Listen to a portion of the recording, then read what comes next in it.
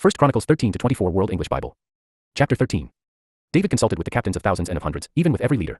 David said to all the assembly of Israel, if it seems good to you, and if it is of Yahweh our God, let's send word everywhere to our brothers who are left in all the land of Israel, with whom the priests and Levites are in their cities that have pasture lands, that they may gather themselves to us.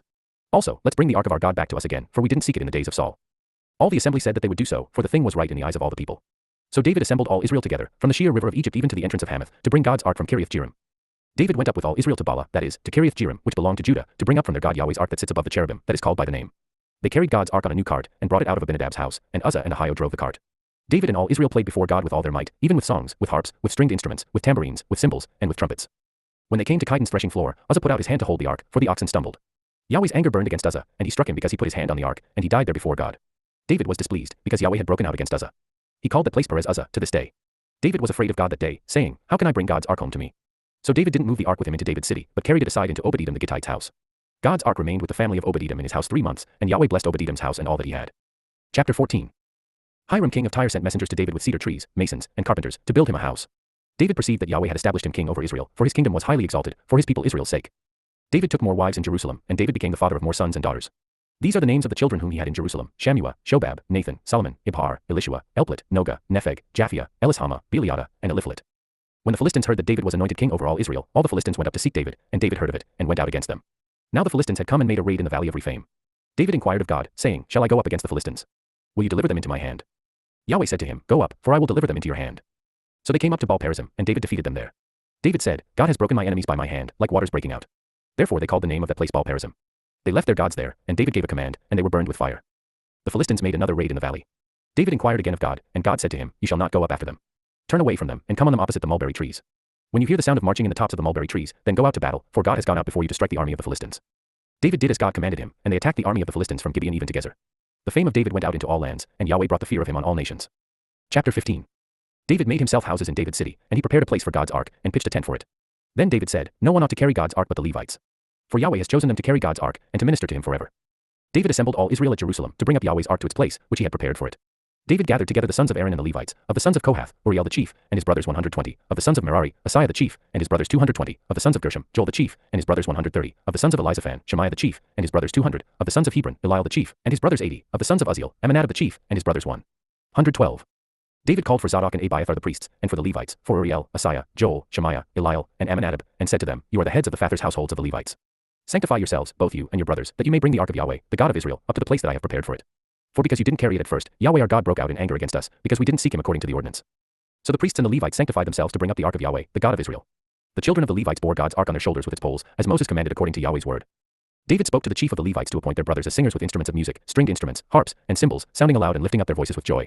So the Levites appointed Heman the son of Joel, and of his brothers, Asaph the son of Berechiah, and of the sons of Merari their brothers, Ethan the son of Kishiah, and with them their brothers of the second rank, Zechariah, Ben, Jaziel, Shemiramoth, Jehiel, Uni, Eliab, Benaiah, Messiah, Mattathiah, Eliphelehu, Micniah, Obed-Edom, and Jeiel, the doorkeepers.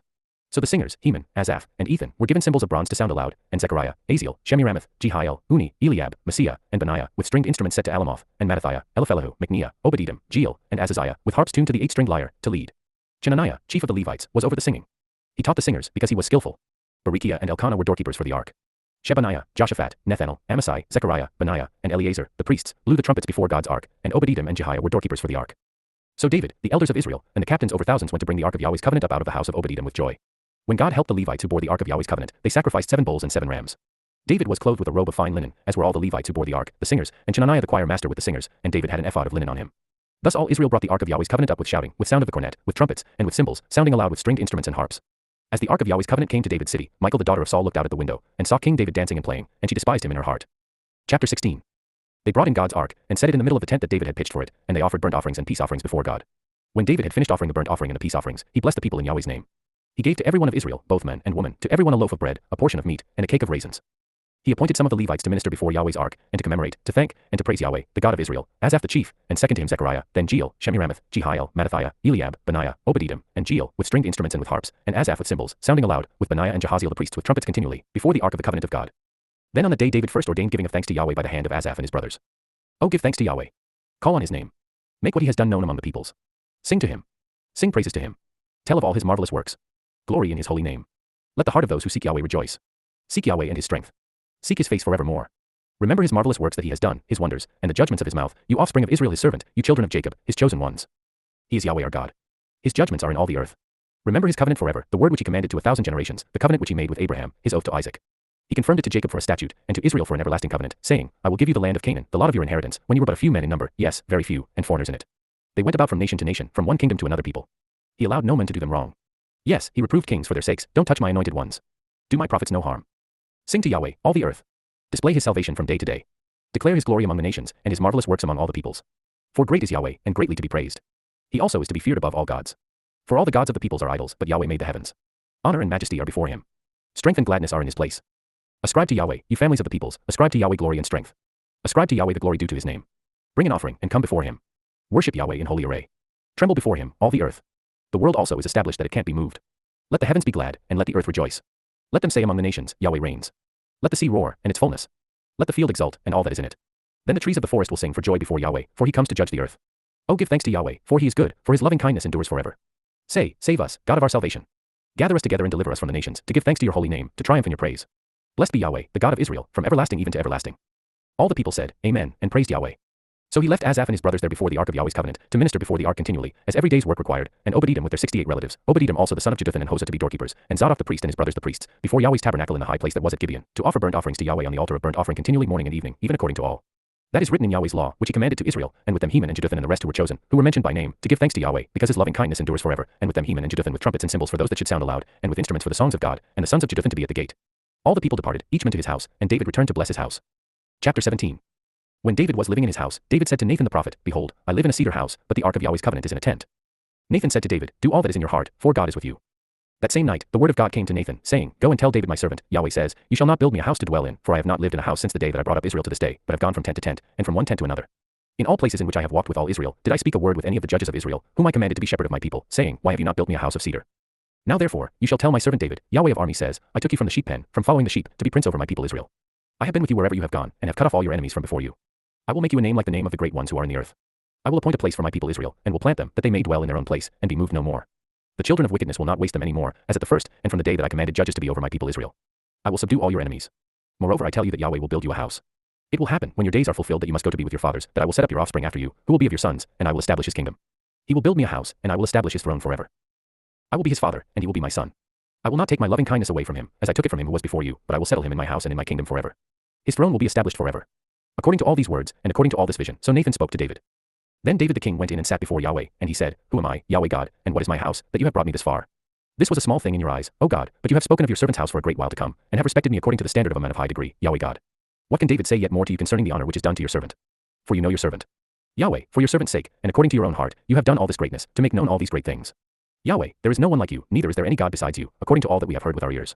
Now it has pleased you to bless the house of your servant, that it may continue forever before you, for you, Yahweh, have blessed, and it is blessed forever. Now it has pleased you to bless the house of your servant, that it may continue forever before you, for you, Yahweh, have blessed, and it is blessed forever. Chapter 18. After this, David defeated the Philistines and subdued them, and took Gath and its towns out of the hand of the Philistines. He defeated Moab, and the Moabites became servants to David and brought tribute. David defeated Hadadezer king of Zobah, toward Hamath, as he went to establish his dominion by the river Euphrates. David took from him 1,000 chariots, 7,000 horsemen, and 20,000 footmen, and David hamstrung all the chariot horses, but reserved of them enough for 100 chariots. When the Syrians of Damascus came to help Hadadezer king of Zobah, David struck 22,000 men of the Syrians. Then David put garrisons in Syria of Damascus, and the Syrians became servants to David and brought tribute. Yahweh gave victory to David wherever he went. David took the shields of gold that were on the servants of Hadadezer, and brought them to Jerusalem. From Tibhath and from Cun, cities of Hadadezer, David took very much bronze, with which Solomon made the bronze sea, the pillars, and the vessels of bronze. When king of Hamath heard that David had struck all the army of Hadadezer king of Zobah, he sent Hadaram his son to King David to greet him and to bless him, because he had fought against Hadadezer and struck him, for Hadadezer had wars with two, and he had with him all kinds of vessels of gold and silver and bronze. King David also dedicated these to Yahweh, with the silver and the gold that he carried away from all the nations, from Edom, from Moab, from the children of Ammon, from the Philistines, and from Amalek. Moreover, Abishai the son of Zeruiah struck 18,000 of the Edomites in the valley of Salt. He put garrisons in Edom, and all the Edomites became servants to David. Yahweh gave victory to David wherever he went. David reigned over all Israel, and he executed justice and righteousness for all his people. Joab the son of Zeruiah was over the army, Jehoshaphat the son of Ahilud was recorder, Zadok the son of Ahitub and Abimelech the son of Abiathar were priests, Shavsha was scribe, and Benaiah the son of Jehoiada was over the Cherethites and the Pelethites, and the sons of David were chief officials serving the king. Chapter 19. After this, Nahash the king of the children of Ammon died, and his son reigned in his place. David said, I will show kindness to Hanan the son of Nahash, because his father showed kindness to me. So David sent messengers to comfort him concerning his father. David's servants came into the land of the children of Ammon to Hanan to comfort him. But the princes of the children of Ammon said to Hanan, Do you think that David honors your father, in that he has sent comforters to you? Haven't his servants come to you to search, to overthrow, and to spy out the land? So Hanan took David's servants, shaved them, and cut off their garments in the middle at their buttocks, and sent them away. Then some people went and told David how the men were treated. He sent to meet them, for the men were greatly humiliated. The king said, Stay at Jericho until your beards have grown, and then return. When the children of Ammon saw that they had made themselves odious to David, Hanun and the children of Ammon sent 1,000 talents of silver to hire chariots and horsemen out of Mesopotamia, out of Aram-Maacah, and out of Zobah. So they hired for themselves 32,000 chariots, and the king of Maacah with his people, who came and encamped near Medeba. The children of Ammon gathered themselves together from their cities, and came to battle. When David heard of it, he sent Joab with all the army of the mighty men. The children of Ammon came out, and put the battle in array at the gate of the city, and the kings who had come were by themselves in the field.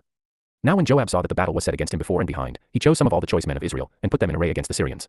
The rest of the people he committed into the hand of Abishai his brother, and they put themselves in array against the children of Ammon. He said, if the Syrians are too strong for me, then you are to help me, but if the children of Ammon are too strong for you, then I will help you. Be courageous, and let's be strong for our people and for the cities of our God. May Yahweh do that which seems good to him. So Joab and the people who were with him came near to the front of the Syrians to the battle, and they fled before him. When the children of Ammon saw that the Syrians had fled, they likewise fled before Abishai his brother, and entered into the city. Then Joab came to Jerusalem. When the Syrians saw that they were defeated by Israel, they sent messengers and called out the Syrians who were beyond the river, with Shapach the captain of the army of Hadadezer leading them. David was told that, so he gathered all Israel together, passed over the Jordan, came to them, and set the battle in array against them. So when David had put the battle in array against the Syrians, they fought with him.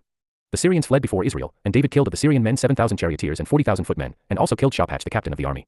When the servants of Hadadezer saw that they were defeated by Israel, they made peace with David and served him. The Syrians would not help the children of Ammon any more.